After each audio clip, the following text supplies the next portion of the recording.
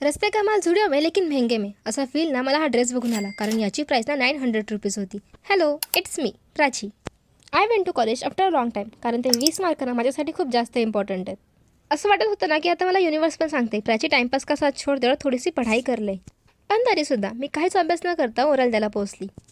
कुछ भी ना पढ़ के सक्सेसफुली ओरल देख के 4 प्लेट चायनीज फुलकीचे असे 40 फोटोज निकाल के आम्ही निघालो, कारण मला जायचं होतं झुडिओला. आणि टाइमपाससाठी नाही गेलेलो, हा माझ्या एका फ्रेंडला ना जेन्युइन शॉपिंग करायची होती. मतलब मम्मी ना होती तो हमारा क्या होता, कारण आपल्याला साधा एक ड्रेस चूज करता येत नाही, त्याचे पण आपण 1000 वेळा फोटोज काढून मम्मीला पाठवत असतो. खरं सांगू ना तर हे झुडिओची स्टाईलच मला कळत नाही. हा ड्रेस 900 रुपये होता, म्हणजे हा ड्रेस कोणी फ्रीमध्ये दिला असता ना तरी पण मी कधी घेतला नसता. याचा उपयोग ना खरंच लादी पुसायला पण नाही होणार. जसं आपण लाईफमध्ये प्रॉब्लेम्सला इग्नोर करतो, तसं मी ड्रेसला पण इग्नोर केला आणि एक दुसरा ड्रेस ट्राय करून बघितला. आणि नंतर किती वेळ बिलिंग काउंटरच्या इथे उभं राहिलो.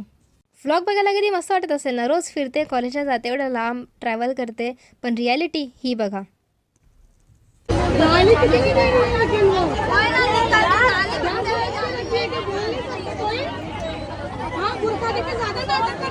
सर्व फक्त पॉझिटिव्ह आणि चांगलं शेअर करत असते यार मी, पण रिअल अनुभव ना असा काहीतरी असतो.